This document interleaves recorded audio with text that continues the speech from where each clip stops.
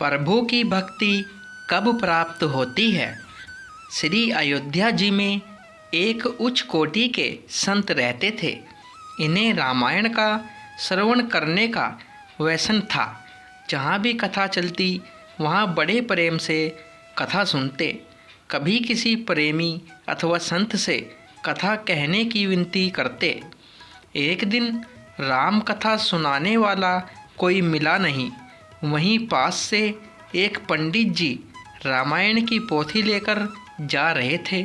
पंडित जी ने संत को प्रणाम किया और पूछा कि महाराज क्या सेवा करें। संत ने कहा, पंडित जी रामायण की कथा सुना दो, परंतु हमारे पास दक्षिणा देने के लिए रुपया नहीं है।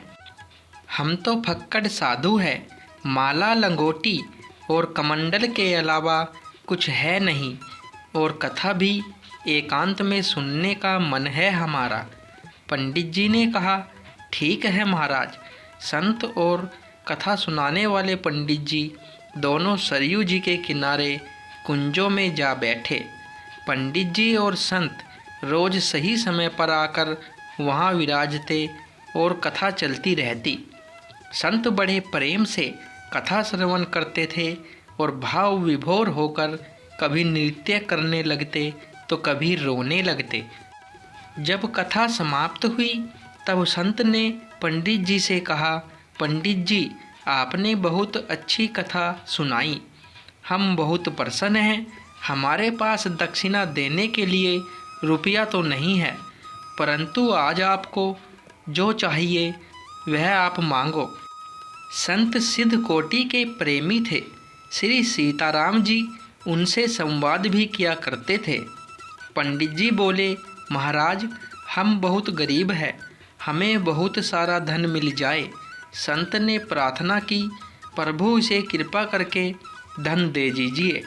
भगवान जी मुस्कुराने लगे। संत बोले, तथास्तु।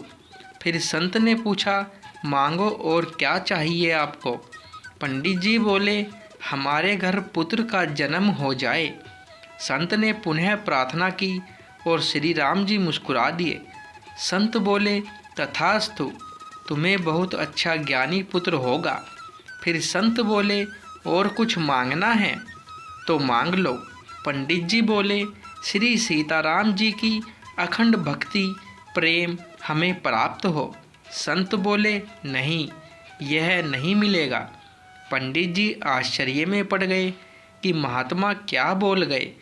पंडित जी ने पूछा, संत भगवान यह बात समझ नहीं आई। संत बोले, तुम्हारे मन में प्रथम प्राथमिकता धन सम्मान घर की है, दूसरी प्राथमिकता पुत्र की है और अंतिम प्राथमिकता भगवान की भक्ति की है। जब तक हम संसार को परिवार धन पुत्र आदि को प्राथमिकता देते हैं तब तक भक्ति नहीं मिलती। भगवान ने जब केवट से पूछा कि तुम्हें क्या चाहिए, केवट ने कुछ नहीं मांगा। प्रभु के बार बार कहने पर भी केवट ने कुछ नहीं लिया।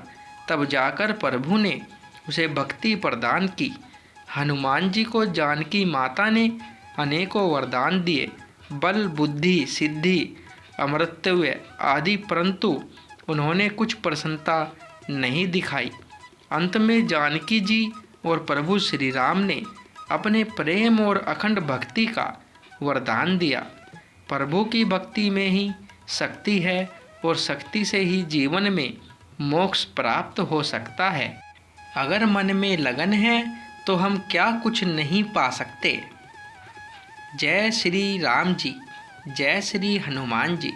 दोस्तों वीडियो पसंद आई हो तो वीडियो लाइक शेयर और चैनल सब्सक्राइब करें।